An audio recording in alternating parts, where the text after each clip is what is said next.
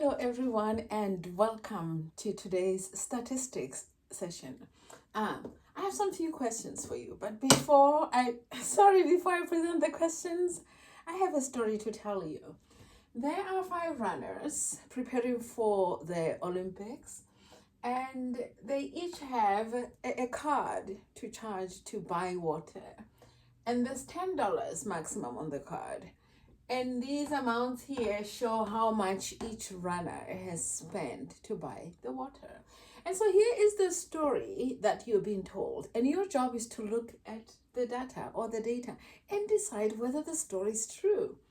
Number 1, all the $50 that was allocated for the water expense has been used up. There was $50 set aside and it's been used up. Is this true? Is it not true? Why? Why not? Number 2, most students used their $10 allowance. This is another story that you heard from somebody who was on this sports management team. Is this true? Look at the data. Look at the data and decide and explain your decision, your conclusion. And the last point, $10 was the average spending per student runner. I should say per student runner, not just the student, because that throws us off a bit. Let me see. Let me find. Per student runner. So we are still in context. All right, okay. What did you come up with? Okay, let's go over this together. Was the $50 used up? Okay, let's decide together. That's $10, 20 plus 16. That's 36 plus 7. What's 36 plus 7? If you don't know, don't feel shy. Add 10 and 10. That's 20. Then add an 8 and 8, that's 16. And then add 7. What did you get? You got 43. Okay, so $43 was used for the event, not $50. Most students used their $10 for allowance. What does that mean for you when you say it's most students? Look at the data and see what it says.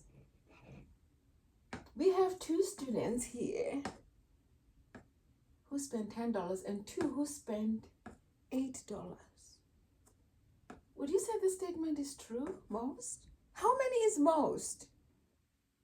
Already, we know that we have 10 and 8 as 2 most occurring numbers. So this cannot be true. It cannot be true that 10 students used,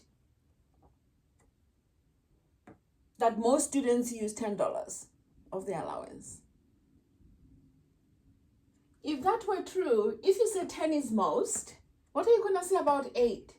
Because the number of students who use $10 are the same. We have 2 student runners here and 2 student runners there. So this statement cannot be true. If you say that the $10 allowance then represents the most students, then you also have to agree that 8 also represents the most.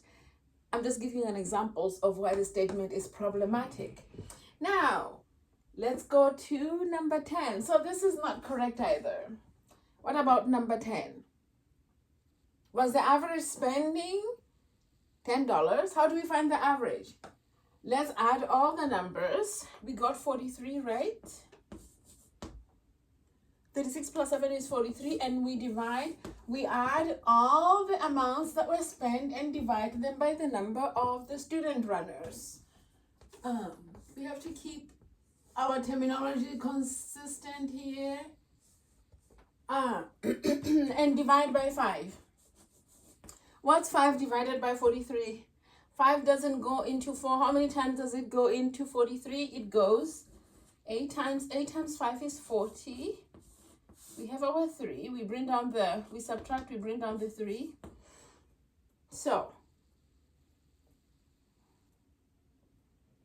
how many times does it go into here? It doesn't go. You can add a 0 if you want to use a decimal and add your point over there. 5 into 30, it's going to go 6 times. But if you didn't want to go this route, you could have said 8, not 5, and 3/5. This is how you could have done it. This is just an alternate way. So 8.6 is about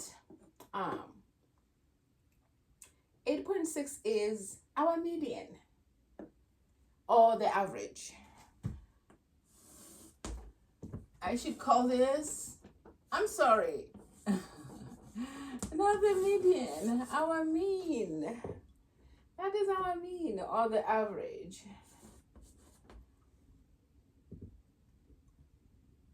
That is the mean. All right, I'll see you next time.